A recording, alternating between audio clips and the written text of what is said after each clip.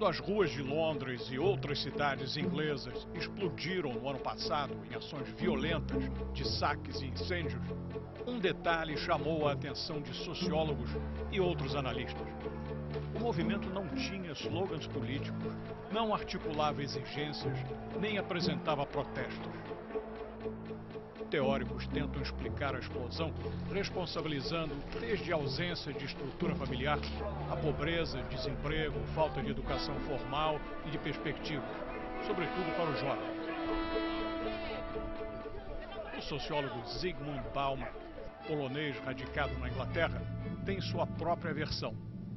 Ele viu nos distúrbios ingleses a expressão radical da sociedade de consumo, onde as pessoas buscam sua identidade não naquilo que são, mas no que consomem e exibem. Como se dissessem, eu sou o que eu compro. Esse fenômeno faz parte da fluidez na sociedade de consumo, onde não se valoriza o permanente, mas o temporário. Onde predomina o que Bauman chama de modernidade líquida, na medida em que nada é sólido ou conserva a forma por muito tempo. Tudo em mudança, vive-se inconstância, o que provoca insegurança e medo. Bauman é prolixo na produção de artigos, conferências e livros. Suas obras correm mundo, inclusive o Brasil, onde ele tem uma dúzia de livros publicados e bem vendidos. Bauman recebeu o milênio em sua casa em Leeds, norte da Inglaterra. Professor, the world seems to be entering another financial crisis. We barely got out of the one of 3 years ago, and now people are thinking that this one is going to be just as bad. What is that doing to people? What is it doing to society? I am not sure whether we are entering another depression. As far as I can judge, we never went out of depression since 2 or even 3 years ago. We are still in a very bad predicament, particularly if you ask about the situation of ordinary people, not the situation of stock exchanges, banks, or even governments, but ordinary people. They are living in a lot of anxiety and fear without any interruption because, as you well know, in most countries, with very few exceptions in the world, there is a long-term unemployment, and unemployment which is constantly rising. For last 30 years, it was exactly like that young people took the point to which their parents brought them as their own starting point. They will go further on. They will advance beyond what their parents did. Now, the shocking discovery that they will be lucky if they retain what their parents already achieved. That creates a different kind of society, doesn't it? There's a different kind of society, and we were used through the period of neoliberal economics, Reagan-Thatcher economics, to the idea that we can live on credit. Why on credit? Because with the course of time, it would be easier and easier to repay our debts. The prices of our homes will go up and up endlessly, and all banks and credit card issuers were insisting to us to take credit cards and take loans because they themselves got used to living and profiting out of people repaying interest on the loans. A person without loans, without debts, is useless for the bank. There's no profit out of it. So it's a credit society, Precisely. a consumer society and a credit society. Yes, well, this boom which we went through in the last 20, 30 years was entirely by spending money which we have not earned. Enjoy yourself now and pay later. That was the philosophy. We have moved, 30 years ago, we have moved from the culture of saving books into the culture of credit cards, which is exactly the opposite, And now the time came to take consequences, face the consequences. The fabulous sums which were paid into banks to recapitalize them by the government will have to be repaid by our children and our grandchildren.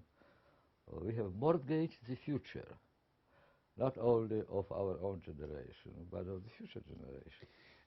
Thinking about that, the credit of the consumer society it makes me think of the summer when we had riots in England, and you were here then, and I assume you were not surprised to see that the main targets were shops. These young people were going for tennis shoes and special labeled shirts, and they didn't seem to have, at least in the open, a political cause as such. They wanted to consume. Isn't that how you see it? Yeah, well, it was to be expected, actually. In the areas of London where all that happened, there was 3 times higher than average unemployment. So there were plenty of people unemployed, plenty of young people particularly unemployed, having nothing to do, and bored to death without prospects of job. And just imagine yourself in their position.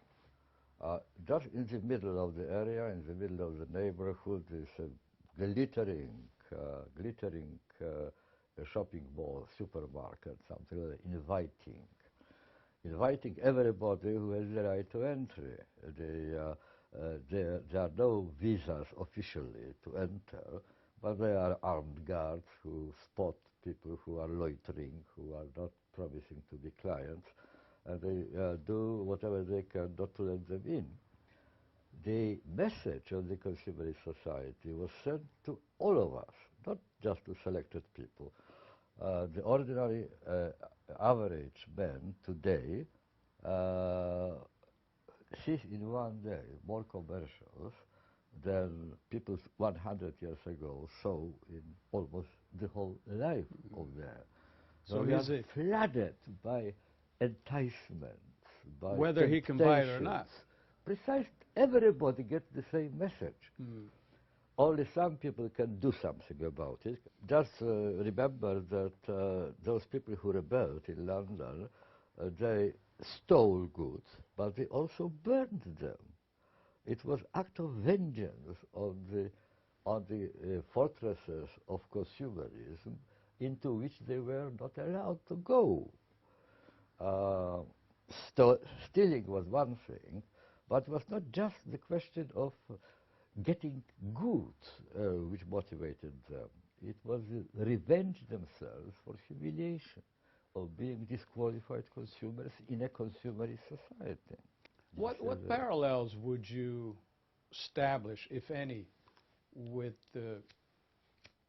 for instance, the movements, the protests, and the action taking place in different European capitals, mostly by young people, Madrid, Athens, Paris, and compare it to what happened in London? Yeah, that's a wide. No.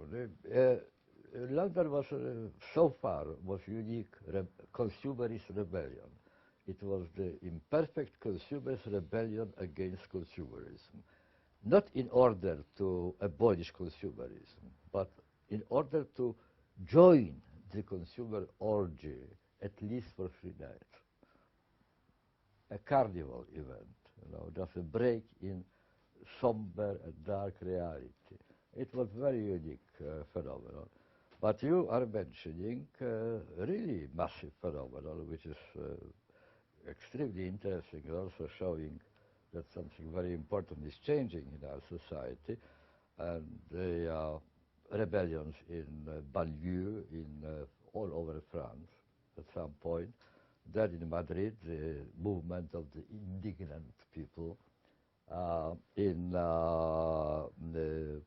Athens, you had the rebellion against the overspending and cutting spending and the assault on social rights of people there. imposed by the almost bankruptcy of the country.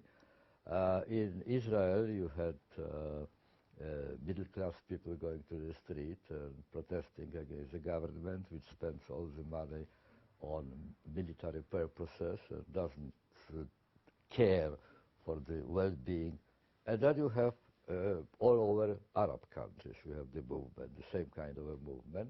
People go to the streets, people go to the public square and refuse to leave until this particular regime, which doesn't give them citizenship rights, is abolished and opens and vacates the room for some kind of a different system.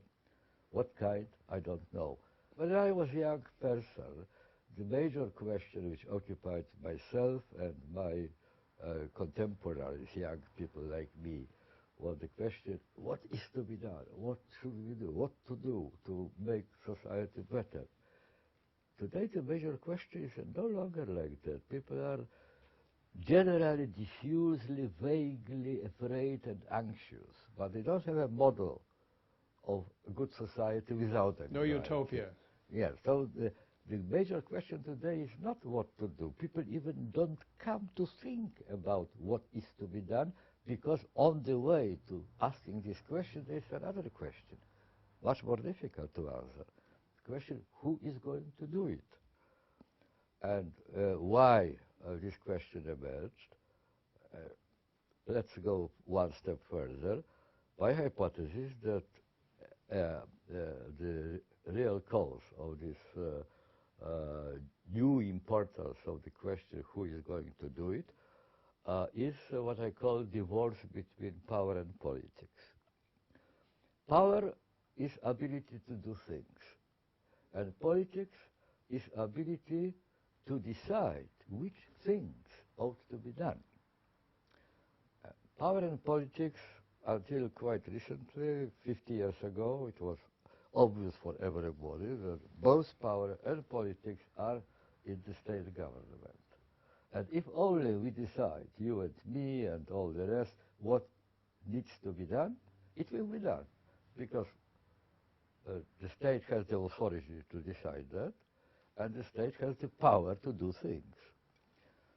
But it is not any longer the case, because we live through divorce between power and politics. Even in such a developing and thriving country as today, Brazil, for example, you have to reckon with the worldwide situation, right?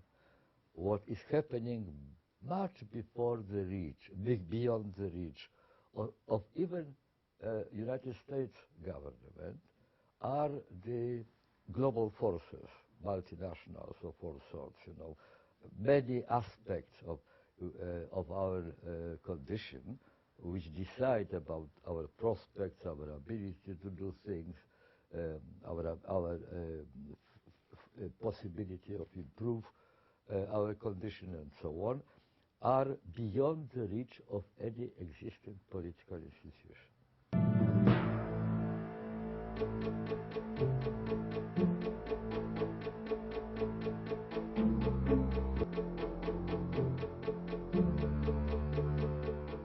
I wanted to link the beginning of our conversation with what you just described.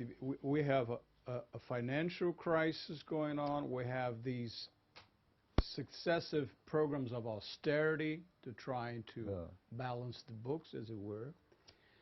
And we have the consumer society. You know, if you have austerity, it's going to be very hard to go through the principles of a consumer society. Therefore, you're going to build up frustration, won't you? Austerity is not the answer, really.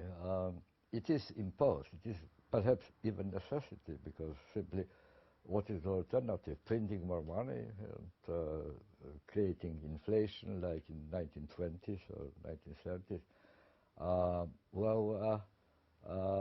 It is a necessity, but it is not a cure. It is not a cure. If there are cuts, and there are cuts, if there is the policy of austerity, and there is policy of austerity, then the national wealth won't be produced. And if national wealth is not produced, then the depression deepens. It's not cured. We can get out or at least mitigate partly our financial troubles, but it doesn't mean that unemployment won't grow. It doesn't mean that standard of living will not fall. So in the social terms, not in financial terms, depression will deepen. We're still faced with the push, as you were mentioning, the commercials, the Yes. massive commercials who wants us to buy new products, buy a model A, B, and C, new and improved, as they say. Yes, but remember that the whole idea of consumerism, the whole idea of consumerism as a panacea for all the troubles and formula for good life, for successful life, for happy life, for prosperous life, this whole idea is very young. It was born by the late 19th century, so it's historical accident in a sense, right? It looks that we are standing in front of very, very fateful choice.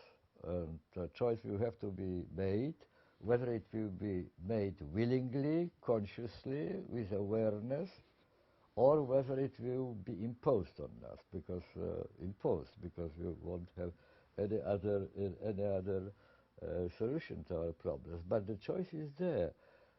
I call recently I started to call our present situation of interregnum.